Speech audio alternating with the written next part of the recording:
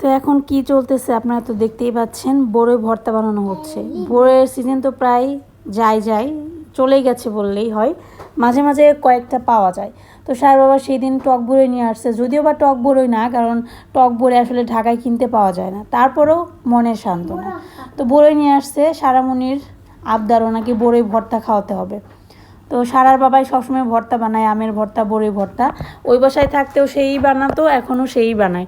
তো আমি অত বানাতে পারি না, আর আমার এই সমস্ত কাজকর্মে অত ধৈর্য ধরে না, আমার ভালো লাগে না কেন জানি। তো বড়িগুলোকে প্রথমে ছেঁচুনি দিয়ে ছেঁচে নিছে, তারপর এখানে পাকা তেঁতুল নিছে, মরিচের গুঁড়া, কাসুন্দি, লবণ, একটু কাঁচা মরিচ দিলে আরও ভালো হতো।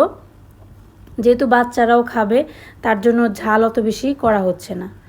বড়ি ভর্তা মানেই জিভে জল চলে আসে, আমার তো ভীষণ ভালো লাগে। তারপরে ব্যাপারটা হচ্ছে যে বানাতে ইচ্ছা করে না, কারণ 1 ঘন্টা আধা ঘন্টা বসে বড়ই ছেঁচতে হয়, তারপরে সেটা ভর্তা বানিয়ে খাওয়া, এটা আমার কাছে মনে হয় অনেকটা সময় সাপেক্ষ, যেটা ধৈর্য আসলে আমার নেই। তো এই সমস্ত কাজকর্ম সারা আমার খুব পছন্দ। বড়ই ভর্তা বা আম ভর্তা বলেন, যে কোনো ধরনের ভর্তা বানাতে সে খুব পছন্দ করে, এর জন্য তাকেই এই কাজটা দিই।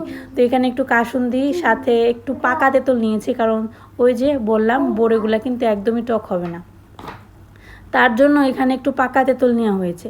তো পাকা তেঁতুলের সাথে সুন্দর করে বড়ই ভর্তাটা মেখে নিতে হবে, যাতে একটু টক টক হয় আর বড়ইয়ের একটা ফ্লেভার থাকে।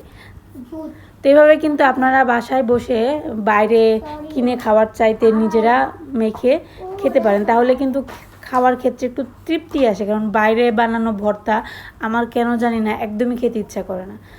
ওরা তো আসলে কিভাবে বানায় তার তো ঠিক নাই, হাত পরিষ্কার করে ধয় কি না তারও ঠিক নাই।